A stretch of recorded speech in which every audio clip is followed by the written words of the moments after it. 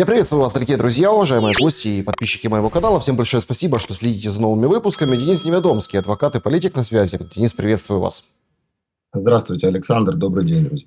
Денис, начать наш разговор я хочу с очень интересных предложений в режиме прекращения огня. Кажется, заходит на новый круг вот эта инициатива с миротворцами. Значит, хаб в Париже, а потом, может, в Лондоне. Ячейка в Киеве.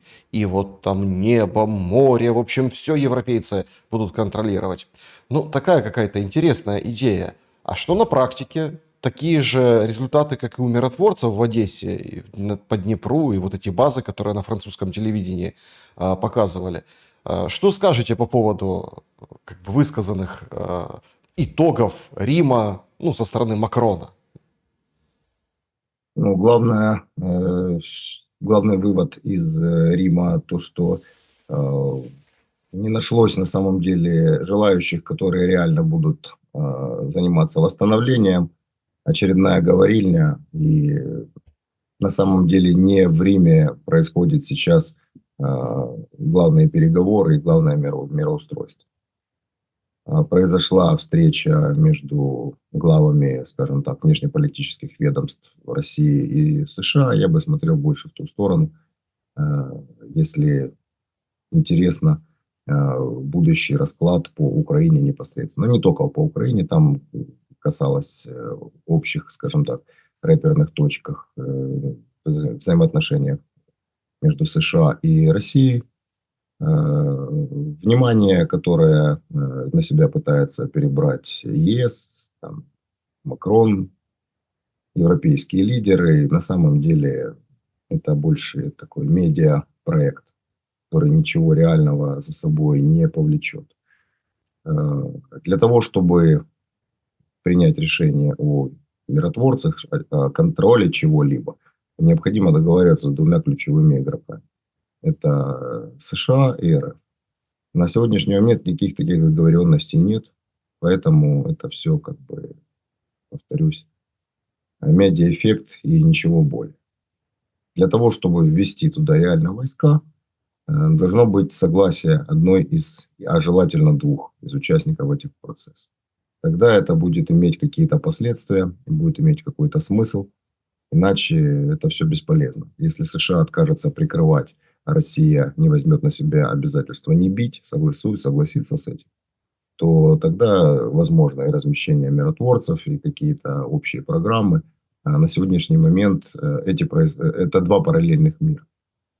Европейцы там встречаются с Зеленским, обнимаются, целуются, о чем-то говорят, а на самом деле ключевые моменты, ключевые встречи проходят совершенно в другом месте.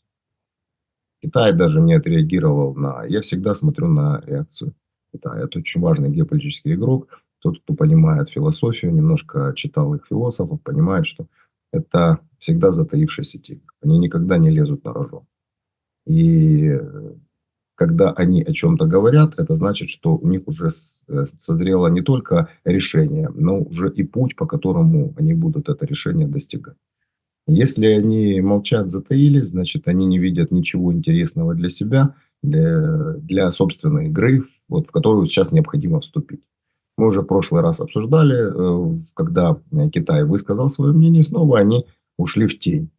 И то, что происходит сейчас в Риме, это никоим образом не касается глобальной игры глобальных интересов. Поскольку они молчат, поскольку переговоры между главными геополитическими игроками происходят в другом месте, я бы не стал придавать большому значению то, что происходит в Риме. Если так по сути посмотреть на встречу Лаврова и Рубио, Рубио был более многословен, говорит о том, что какие-то новые предложения поступили, и, в общем, он передаст их Трампу. Вот эти перемигивания с Лавровым, конечно, немножко придали особого флера этому разговору. То есть меньше часа, это означает, что все четко, по делу. Сверили часы, расставили какие-то приоритеты, передали Трампу послание. Трамп уже выходит и говорит, что с понедельника будет какое-то важное заявление по Российской Федерации. И Лавров, его же там пытают в Куала-Лумпуре на Осиане. Мол, а что, а как? Говорит, будем перенимая стилистику Трампа, как говорится, ждите больших сюрпризов. Но по поводу сути и вообще этих предложений, да, и по поводу слов Рубио, понятное дело, он как бы ушел от всех ответов.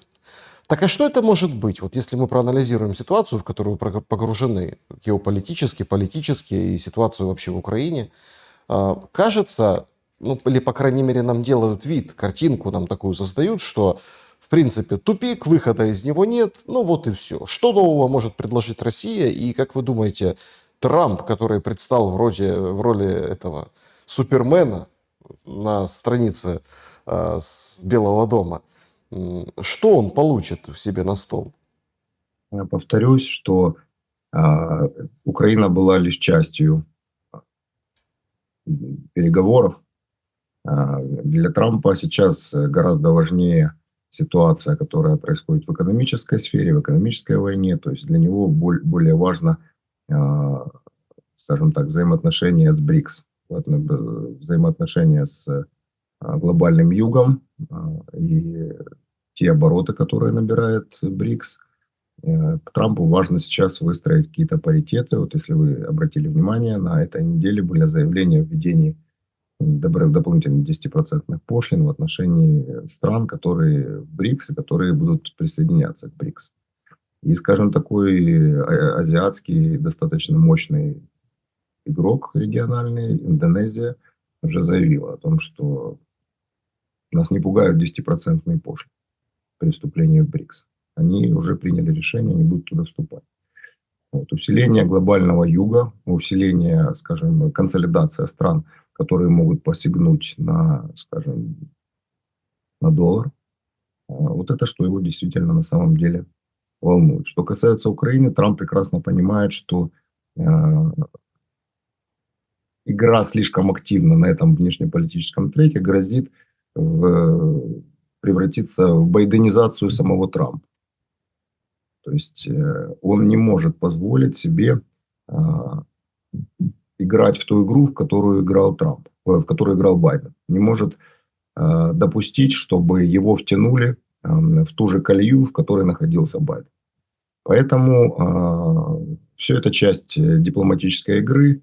Угрозы Трампа, они далеко не всегда соответствуют его действиям. По действиям пока что идут очень активные переговоры. Вижу о том, что даже перед вот этой встречей Лаврова и Рубио Кремль устами Пескова достаточно как бы спокойно относился к ужесточившейся риторике Трампа. То есть они понимают, что идет определенный процесс, этот процесс сторонами соблюдается, а внешний шум, который создается при этом, он направлен прежде всего на медийную составляющую, потому что, как я уже говорил, у Трампа несколько треков. Внешнеполитический трек с партнерами по Западу, а также внутренний.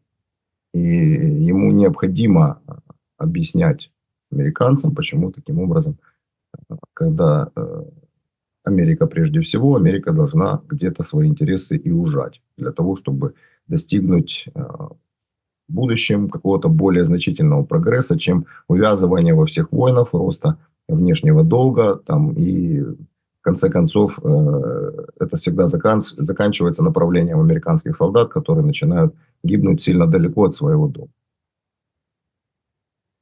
Денис, но все-таки давайте к сути вопроса. Что может предложить Россия нового? Если Россия не отступает от своих планов, значит, она может предложить какие-то новые инструменты. И вот здесь возникает самый главный вопрос, да? В Риме Зеленский говорит о том, что террор и зима, союзники, мол, Путина, и мы должны дать ответ на этот, ну, скажем так, вызов. Я с вами полностью согласен, вы об этом говорили выше, о том, что вот эти все прожекты, 1 триллион, 14 лет, модернизация, отстройка Украины, это все повод собраться и поговорить. Главное там, понятное дело, оружие, главное... То есть главная тема, да, поездка Патриоты, вот эта вот вся история с защитой из неба и с какими-то наступательными возможностями. То есть войну Зеленский заканчивать не хочет, но говорит, что этого не хочет делать Путин. Но ведь опять-таки сам фактор каких-то новых предложений, само звучание этого, да, нас нацеливает на такие рассуждения, что идет какой-то некий поиск. Взять и остановиться по линии фронта Россия вряд ли сейчас может себе позволить. Нужно демонстрировать какие-то цели, и они демонстрируют, идут дальше, проходят вперед. То есть не поймут россияне, если все прям вот так вот раз, и все и останется. Получается, есть только один, ну, это мой домысел, да, вместе с, ну, как Лавров же он ничего не сказал, но так приоткрыл немножко завесу таинственности, говорит, передал какие-то там высказывания, цитаты Зеленского, ну, вот это а-ля типа мочить русню, да, ну, вот в этом духе. Получается, напрашивается вывод, что эти предложения будут касаться как раз-таки по смене власти в Украине. Не находите? Я думаю, что тот процесс, о котором сейчас идет речь, то есть какие-то новые предложения, это на самом деле все имитация. Ничего из того, что происходит, пока не повлияло на сложившееся у меня мнение по поводу будущего конфликта. На сегодняшний момент ни одна из сторон не пришла к точке договоренности. Зеленский понимает, что сколько будет длиться война, столько будет длиться его власть и личная его безопасность. Как бы это так парадоксально не звучало. Россия наверняка понимает и демонстрирует это, что оставить ситуацию как есть, в том состоянии психологическом, идеологическом, в котором находится Украина, у них подбрюшье, она тоже не может. И это не то, что там народ не поймет, это стратегическое мышление. Они понимают, что если оставить все как есть, то это, скажем, это взять и зашить загноившуюся рану в понимании России. И это не приведет к выздоровлению, это приведет к сепсису, еще к большим проблемам, может даже опасности летального исхода. Поэтому внешнеполитический трек, который сейчас происходит, какие бы заявления громкие им бы не сопровождались, оно не повлечет за собой каких-то глобальных договоренностей. Но какие предложения может выдвинуть Россия по смене режима в Украине, не имея на сегодняшний момент реальных рычагов и не приложив к этому необходимых усилий, пойти пожаловаться Америке на то, что как бы Зеленский это ваша креатура, вы с ним разбираетесь, ну, вряд ли это тянет на какую-то сенсацию. Нет, все будет идти своим чередом, какие бы громкие заявления этим не сопровождались. Договоренности по разделу, скажем, по геополитическому разделу между ключевыми игроками будут соблюдаться, скажем, стороны будут выходить в паритетные отношения в противовес тому, что было, что мы наблюдали последние 20 лет. И одновременно это будет сопровождаться какими-то внешнеполитическими встречами, договоренностями. Что касается, вы затронули тему эффективности Рима, одновременно, вот как большую геополитическую победу Британия подает подписание с Украиной нового соглашения. Если вы обратили внимание, будут поставлять ракеты по сбитию дронов. Оно как бы звучит красиво, но на самом деле там 5000 ракет. На самом деле как бы дьявол кроется в деталях. Соглашение рассчитано на 19 лет. При этом это в год они будут производить 263 ракеты. 263 ракеты в год.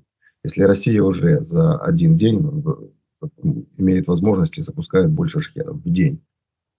И плюс это все будет делаться не на, скажем, условиях военной помощи, а за счет экспортного британского кредита. То есть опять еще очередной долг повесят на Украину в течение 19 лет. Ну, такая, в принципе, есть вся эта европейская помощь.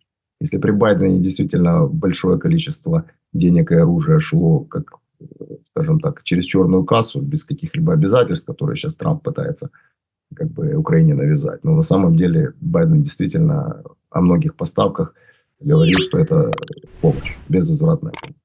Европейцы на сегодняшний момент четко уже поняли, что зачем дарить, если можно продать. Пускай в кредит, но тем не менее. Ну, вообще, конечно, эти 5000 ракет действительно, знаете, ну, уже привыкли к Это тому, как что... 10 ракет, это как 10 ракет Патриот, которые согласился передать Трамп. Такое же оно имеет влияние на, скажем так, на ход войны. Тут вопрос в другом, более важный, что При, скажем так, ястребином поведении Америки при Байдене, при консолидации с ЕС, Великобританией, то есть военной помощи, санкционном давлении, то есть оно никаким образом не повлияло. Никак не повлияло. То есть все равно в 23 году после, скажем так, не сильно удавшегося контрнаступления, то есть фронт двигался исключительно на запад. И поэтому пугаться о том, что какие-то новые санкции введутся, и вот это вот теперь точно повлияет на Россию, ну, это как минимум недальновидно. То есть, во-первых, санкции – это всегда обоюдоострый инструмент, который влияет на обоих участников процесса. Трамп заявил, что ему важнее всего это благополучие внутри Соединенных Штатов, благополучие каждого налогоплательщика, производителя американского. И поэтому введение дополнительных пошлин – это же не о политике зарабатывания, это о политике затрат. То есть ты вводишь санкции, которые должны не принести тебе денег, а должны повлиять негативно на твоего противника. Но одновременно ты понимаешь, что будет негативное воздействие на твою собственную экономику.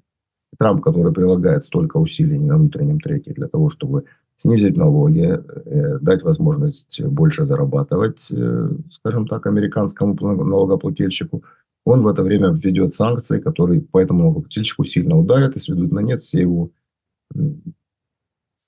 потуги, все его как бы мысли и всю его стратегию. То есть, ну, как минимум, это нелогично. Ну, причем, если мы еще говорим об этих санкциях Грэма, да, вокруг сейчас идет пикировка, мол, Я о них именно и говорю. ну, имеется в виду, что там Трамп будет решать, или не Трамп, а Конгресс, а вот Трамп, у него есть возможность снять. Ну, в общем, идет вот это бурное обсуждение, то речь-то касается не столько даже там России как таковой, да, а вот этих других игроков. Ну, не знаю, сегодня, кстати, если вчера Лавров и Рубио встречались, сегодня Рубио с Ван И встречается. Это тоже первая встреча, как раз-таки, я думаю, тоже очень серьезная геополитическая история. И как раз-таки вот этот затаившийся Китай, возможно, сегодня ситуация станет, может, не для медиа, но конкретно прояснится, да, по тем или иным подходам. Вообще, конечно, такая напряженная атмосфера, и посмотрим, куда... Ну, смотрите, просто разницу, вот вы сразу продемонстрировали, там, римских этих каникул, да, и куала-лумпурских. Разница в чем? Разница в том, что там решают вопросы, и последствия этих встреч мы действительно будем ощущать, ну, какие-то стратегические перемены. А в Риме, ну, мы очередная порция потужности и каких-то там незламности и так далее, и так далее. Вот, в принципе, такой вывод можно сделать. Совершенно верно. То есть в одном месте происходит реалполитик, который, решения которого влияют на каждое государство, влияет на общую геополитическую повестку. Здесь происходит в Риме, скажем, медийная история, которая больше направлена на внутреннего потребителя ЕС, тех стран Европы, которые поддерживают войну в Украине, и, конечно, для Украины. Почему так активно эта повестка продвигается в Украине, там, в стиле марафона не славит. Сегодня очень такой, ну, тревожный, с одной стороны, а с другой стороны, абсолютно превратившийся в обыденность, да, акт совершила Российская Федерация в Одессе. Удар пришелся по зданию Заньковецкого ТЦК. Дрон пролетел прямо над пляжем в Аркадии, там все как-то так вот снимали, все его там видели, да, то есть взрывы слышали, есть куча видео, то есть это все демонстрируется, показывается тоже среди бела дня, там прямо с утра, как говорится, в рабочий день, вот это вот прилетело, прилет, в общем, система вот эта начинает набирать оборотов, то есть конкретно выбирается тот или иной ТЦК и потом туда лупят.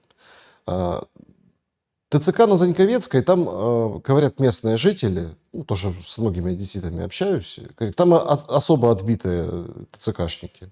Ну, вот прям особый, как бы, у них как бы подход к народу, тем более, что там очень активно пользуются услугами вот этих тетушек, ну, или там добропорядочных граждан, которые, так сказать, Ганули. помогают на Уже общественном... оставим в покое Вадика Титушка, уже можно ганулами их называть. Ну да, вот такая ганулизация происходит вот этого процесса, и вот они все, так сказать, помогают военкомам, чтобы родину защищали. И опять появляется там фотография, россияне это все дело фотографируют, выкладывают, вбрасывают в сеть, это все разлетается моментально, потому что новая тактика: на вот этих шахедах, они же герани, пишут от благодарных жителей на украинском языке, да, и, так сказать, подкрепляют еще один этот эффект о том, что кто-то сдает позиции, кто-то не сдает, кто-то радуется, кто-то горюет, кто-то недоумевает. Как вы относитесь к вот этой системе ударов по ТЦК? И все как-то вот смотрят как-то поверхностно на это. Ну и пропаганда, она же как поверхностно дает почву оценивать события. А если в глубину посмотреть этого процесса? Ведь сейчас уже это, давайте так, новая реальность и рутина. Скажем так, это, безусловно, идеологический ход. И, скажем так, хоть это и легально считается военная цель, поскольку это орган комплектования армии, то самая главная цель, которая преследуется, это, безусловно, цель идеологическая. Безусловно, был изучен контекст общественный в Украине со стороны Российской Федерации и, скажем, нелюбовь граждан к ТЦК, это уже является притчей во языцах. То есть это в общественном сознании люди сами вот для того, чтобы не стать врагом государства, но при этом быть, скажем так, в общей колее, они отделили в своем сознании ВСУ от ТЦК. Им так проще. Потому что если как бы на самом деле думать о том, как оно есть, что ВСУ это и есть ТЦК, то тогда придется задавать себе еще более сложные вопросы, на которые страшно отвечать. Ну, вот так сознание отделилось. И Россия подыгрывает этим настроением, прекрасно понимая, что на сегодняшний момент ТЦК для украинцев является негативным фактором. Ну, мягко сказать, негативным фактором. То есть, и многие удивляются, почему это не сделано ранее. Я думаю, что сейчас как раз это сделано именно потому, что градус вот такой ненависти между обществом и ТЦК достиг вот своего пика. Вот именно в этот момент, когда, если бы это произошло раньше, допустим, год назад, это могло еще не вызвать такого эффекта, поскольку, наоборот, могло сыграть в обратную сторону, что негативный фактор мог быть перебит сочувствием. То есть это что же, как бы там действительно в ТЦК есть как и, скажем, приблотненные, так и люди, которые прошли фронт. И, соответственно, могло вызвать, скажем, более лояльное отношение общества к ТЦК. Сейчас на сегодняшний момент возникло уже настолько ярко выраженное негативное отношение общества и граждан к ТЦК, что по большому счету достаточно почитать коммент обычных граждан под вот этим. То есть это они абсолютно разделяют на сегодняшний момент ВСУ и ТЦК. И Россия своими ударами поддерживает эту ситуацию, и что вызывает позитивный отзыв. Другой вопрос, что в свое время необходимо было сделать диверсификацию отношений между гражданами и, скажем, центрами комплектования. Этого сделано не было. Наоборот, ТЦК стали использовать не только для мобилизации. Это стало всеобщей пугалкой. То есть, как юрист, я абсолютно знаю о очень многих кейсах, в которых мобилизовывали адвокатов, которые приезжали оказывать клиентам помощь по уголовным делам, когда какой-то происходит спор в хозяйственных делах между, допустим, застройщиками или коммерсантами, и вызывают ТЦК, и это ребята по вызову приезжают и мобилизуют ту сторону, против которой заплатили. То есть это тоже немаловажный момент. То есть это и явление это массовое. И свидетелей мобилизовать, которые не угодны следствию. То есть их стали использовать как всенародную пугалку. То есть это касается не только мобилизации, но и очень важных общественных процессов. То есть люди понимают, что этот орган перешел на сторону несправедливости. И мобилизация здесь только один из моментов. Очень важный момент, что ТЦК стали использовать против людей в других вопросах на стороне государства. И следствие использует это нацполиции, и БЭП это использует, там, очень многие организации. И это стало причиной того, что к этому органу перестали относиться как к независимому органу государства. Если мобилизацию можно объяснить каким-то образом, что идет война, то вот эти кейсы, там, где они выполняют хотелки силовых органов Украины, он уже не объясним ни с какой точки. Какие последствия? Ну вот смотрите, чем закончится вот эта череда ударов?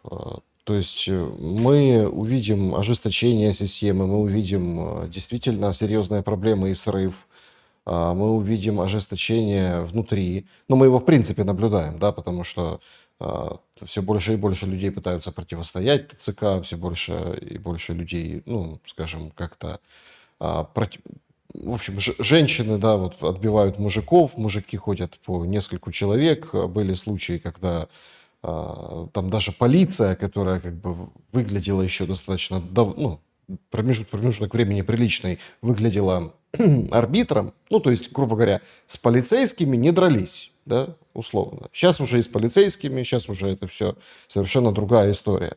Какой итог этого процесса общественного может получиться?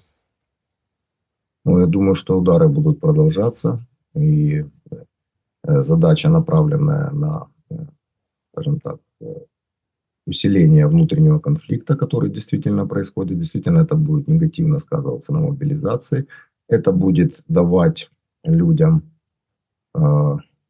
ощущение того, что они в чем-то правы. Кроме того, это будет, ну, смотрите, очень важный момент какой. То есть для украинцев на сегодняшний момент официально враг является Россия. И, скажем, неофициально для простых украинцев является врагом ТЦК. А враг моего врага – мой друг. То есть цель вот такая. Чтобы люди немножко начали переосмысливать внешнего врага. И я думаю, что это главная задача, которая на сегодняшний момент преследуется вот этими ударами по ТЦК. Безусловно, каким-то образом будут пытаться диверсифицировать их работу, будут менять местонахождение, будут менять каким-то образом методы. Но на самом деле, ну каким образом ты сможешь это сделать? Завтра ты сегодня переехал в другое здание, завтра туда вызвал человека, послезавтра туда прилетело, потому что этот же человек пойдет тебя и сдаст. То есть очень сложно это сделать на сегодняшний момент. Но это действительно будет негативно влиять на эффективность.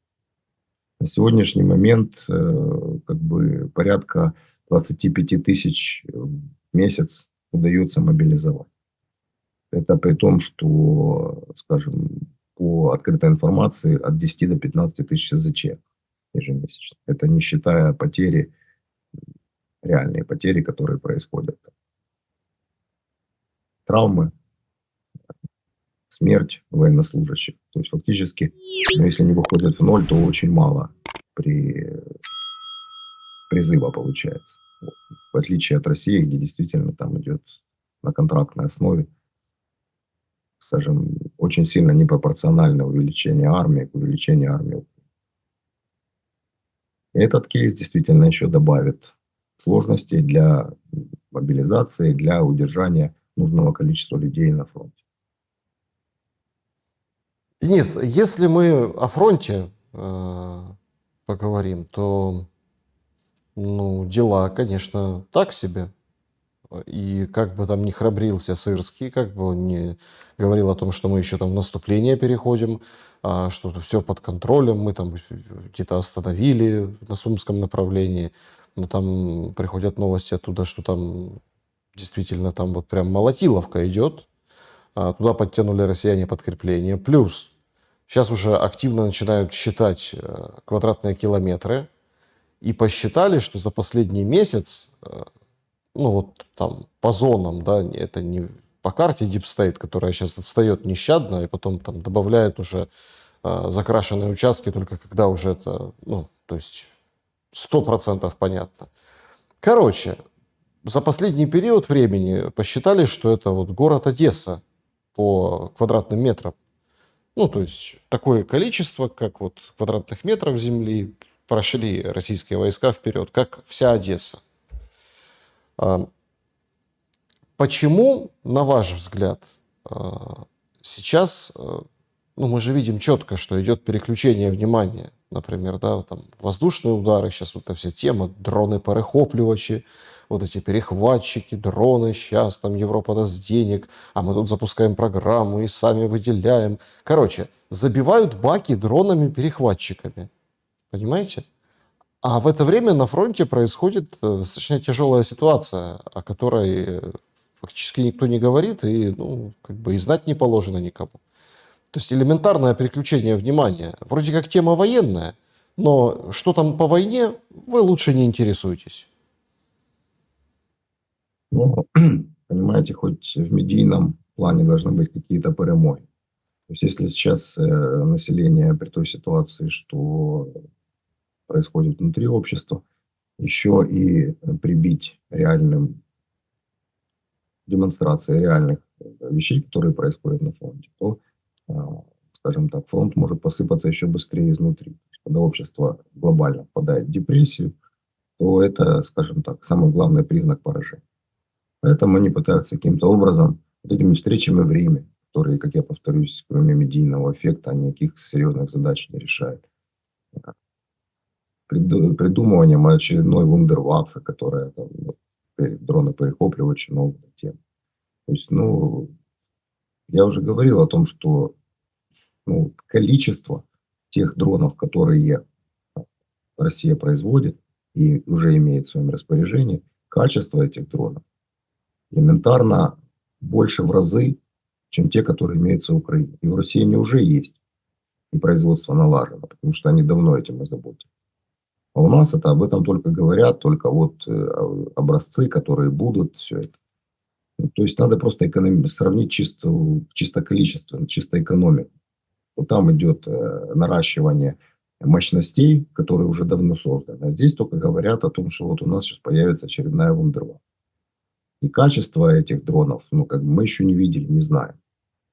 И, скажем, ну, это сейчас не ключевой момент. Это не ключевой момент. Ключевой момент то, что на Земле происходит. И если бы, допустим, фронт стоял в тупике, то можно говорить, что важный момент – это противодействие, скажем, ударам по городам. Но сегодня самый главный момент, который происходит, это действительно наступление России по всем фронтам.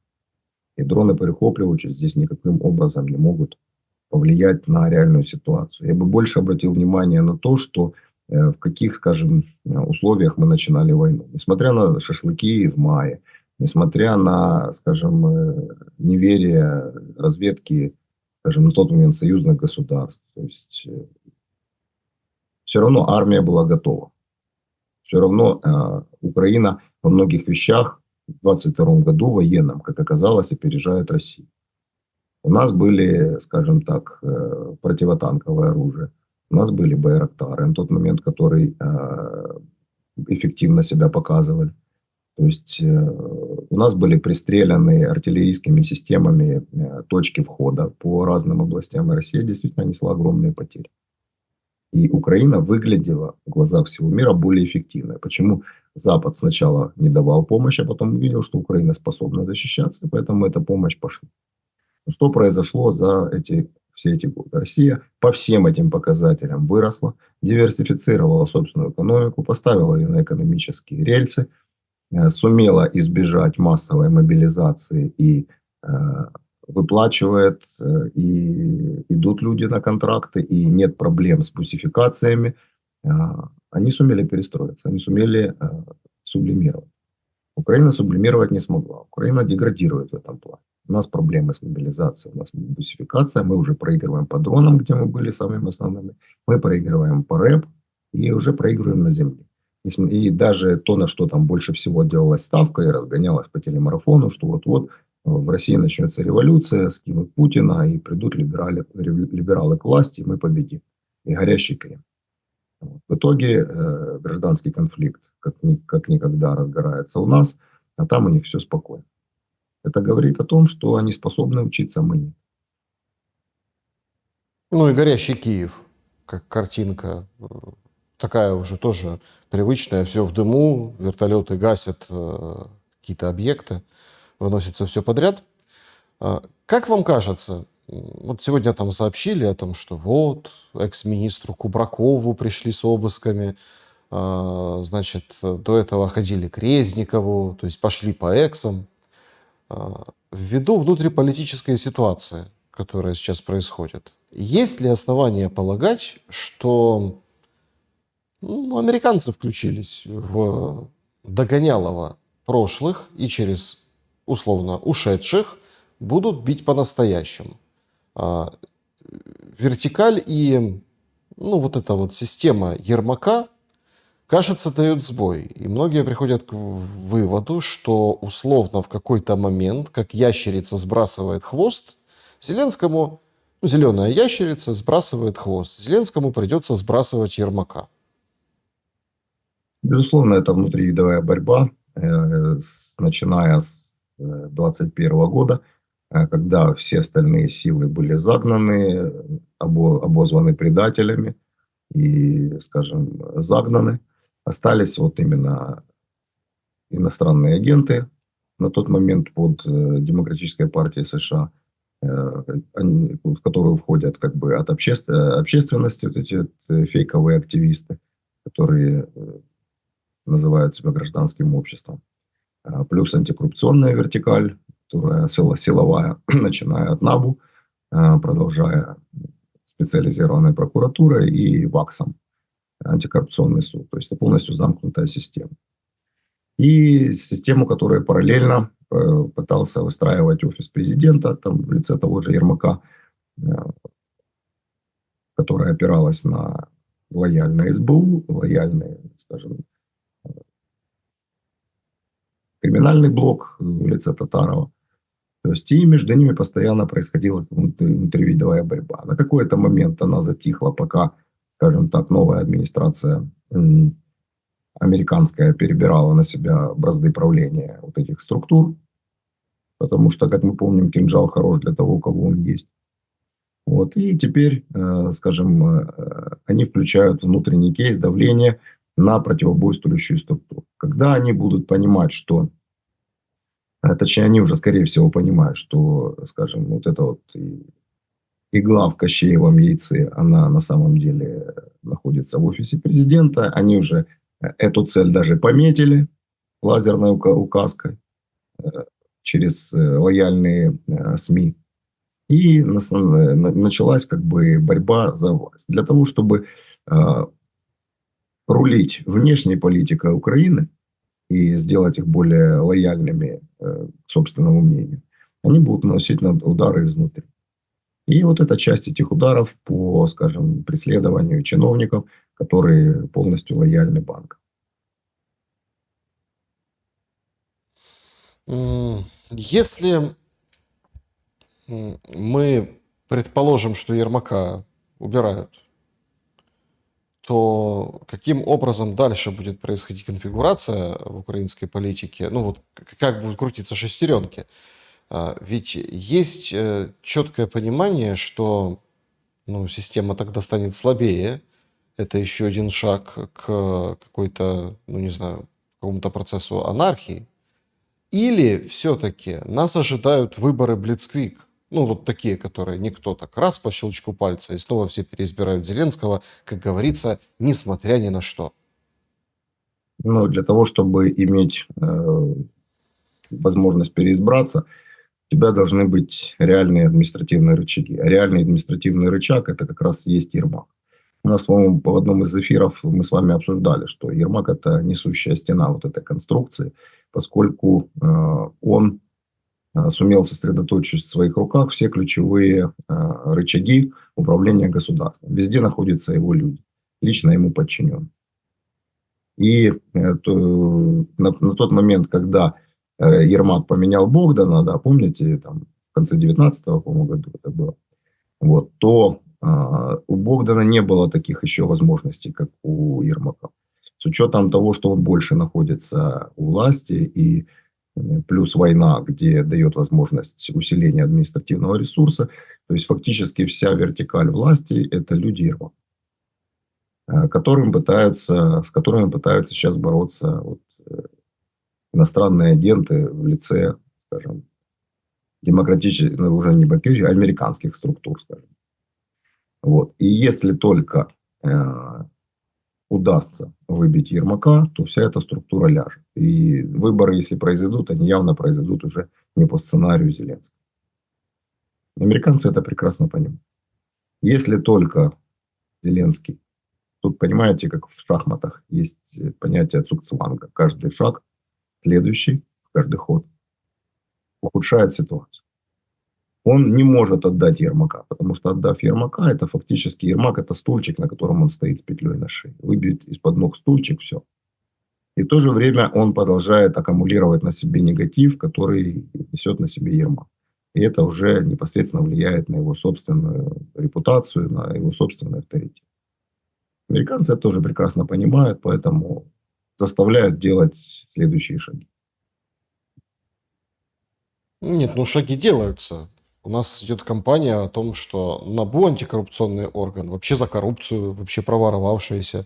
У нас есть конкретные выпады в адрес кого-то. Тут просто интересный подтекст. Мы в Риме услышали от Зеленского, кроме всего прочего, что он рассматривает и подумывает, чтобы Умерова отправить послом в США. Чисто эмоциональная реакция на это, ну, в общем, пока он раздумывает, тогда серьезные будут конфигурации, ну, в этой вертикали, в этом всем правительстве, которое там собираются менять к концу месяца до сих пор.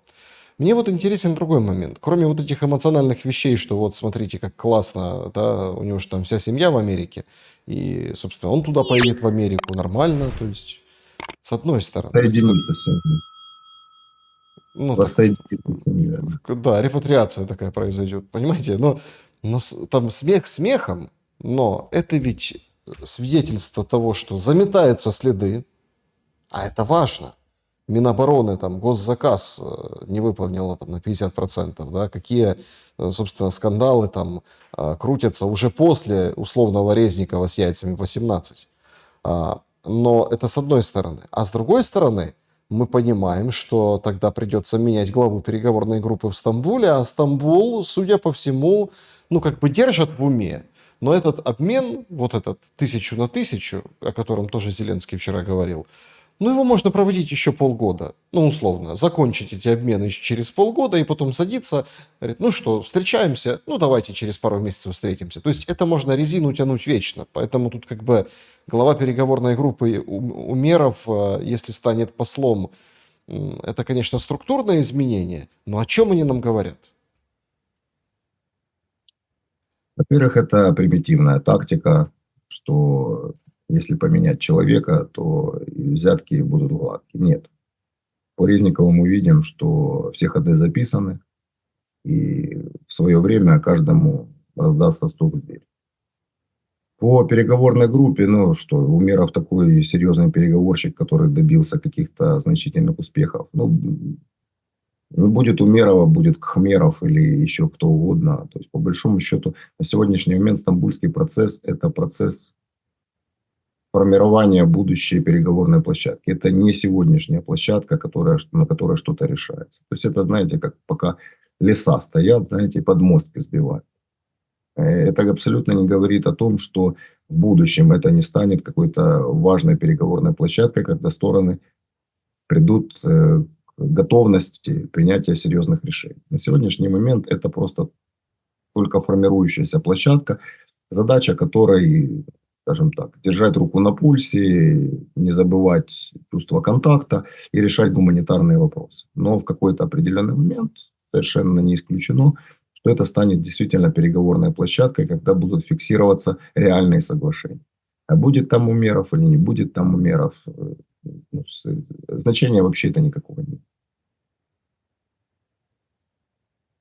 Так о каких тогда глобальных изменениях в структуре говорит Зеленский?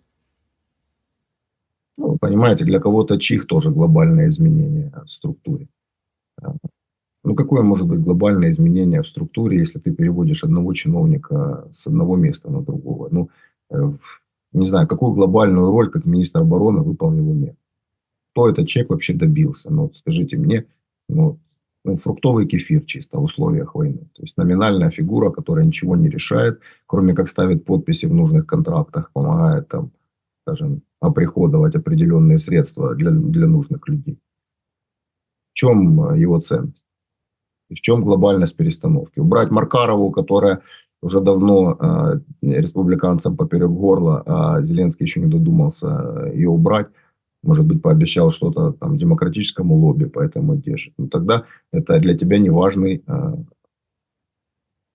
фронт американских дипломатических отношений. Если ставишь того человека, которого там не приемлет, который в свое время, если помните, спикер от республиканцев Джонсон призывал ее уволить в разгар кампании избрания президента США, когда она открыто выступала на стороне демократов.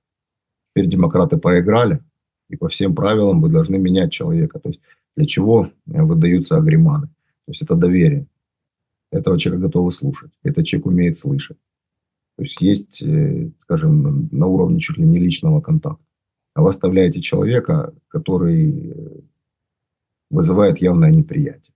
То есть это тоже демонстрация, скажем так, нелояльного отношения к государству, которое ты послом оставляешь нелояльного человека. Я не Ну вижу, и какие глобальные изменения. Глобальные изменения могут быть в глобальное изменение отношения к своим людям. Вот когда люди увидят глобальное отношение к себе, вот тогда можно говорить, что это что-то глобальное. Тогда изменяется суть государства, его идеологическая повестка. И тогда еще возможно говорить о каких-то изменениях серьезных. А на сегодняшний момент тактика избрана, государство – это враг людей, люди – это враги государства, и вот эти все конфликты внутренние, которые мы имеем, плюс мобилизация, то есть это как раз демонстрация вот такого отношения власти к людям. вы знаете, есть очень много, скажем, таких трещин, которые запустили, они теперь становятся все дольше. Сегодня вот все шире, все больше. Сегодня вот тоже разошлось видео с... Вот тоже парадокс, да? С одной стороны, есть там одесский учитель достаточно, как популярен в Ютубе, он там выступает, и у него берут интервью, и он начинает говорить, что, ребята, звучит тревога, мы там бежим в бомбоубежище. Дети между собой говорят на русском языке. Ко мне они обращаются на русском языке. Я не буду и не имею права им ничего запрещать или чего-то говорить, потому что какая разница, на каком языке идет опасность, да, то есть воздушная тревога, то есть поэтому...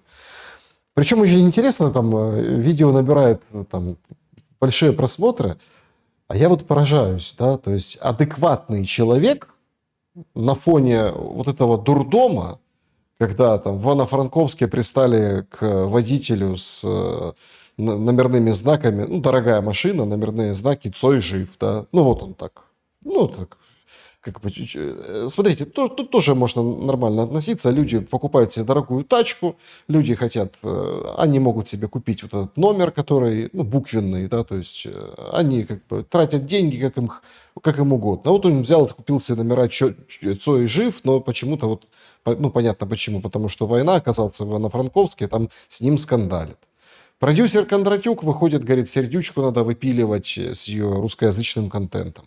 И на фоне вот этого всего мракобесия, условно, там, человек, который, говорит адекватные вещи, он становится как белой вороной. Не находите, вот, что, кажется, слишком далеко все зашло? Все и зашло слишком далеко, когда государство избрало такую политику сегрегации, деления правильных и неправильных. Зеленский в своей предвыборной кампании говорил о том, что у нас не будет правильных и неправильных украинцев. Вот именно этот его тезис, он был ключевым. А по итогу, и именно этим он перебил Петра Алексеевича, которого людей достало это деление, он просто его еще в разы увеличил. То есть он попал в колею Петра Алексеевича и по ней так довольно уверенно, еще более уверенно идет, чем Петр Алексеевич. То есть если при Порошенко появилось это ПЦУ, то оно еще и занимало какую-то позицию более-менее адекватную. И люди, хотите молитесь там, хотите молитесь там. Хотя же идеология была направлена на том, что давайте переходите к нам. То сейчас это превратилось в такие жесткие силовые захваты храмов. То же самое касается языковой, культурной политики. То есть это и политика государства. И беда, когда адекватный человек становится белой вороной в обществе. То есть это приговор самому обществу, этому государству, которое эту идеологию презентует. Морок пройдет, и адекватные люди снова станут востребованы, и тогда очень многие, те, кто поддерживал вот эту политику сегрегации, они сами себе не смогут ответить на вопрос, каким образом они это поддерживали, что у них было в головах. Но для того, чтобы выйти из этой колеи, в которую общество было брошено государством, для этого нужны потрясения. Только так. Вот у Йозефа Шумпетера есть понятие цивилизационной колеи. Здесь точно такая же колея. Люди находятся в колее, из которой выбраться не так-то просто. Только глобальное потрясение, которое заставляет людей думать, заставляет людей делать выбор, заставляет людей идти против, казалось бы, комфортного состояния единого пути с государством. В этом случае люди только смогут из этой колеи выбраться. Мы сейчас находимся как раз в той стадии, когда с обществом начинают происходить такие потрясения. Почему война не стала таким потрясением?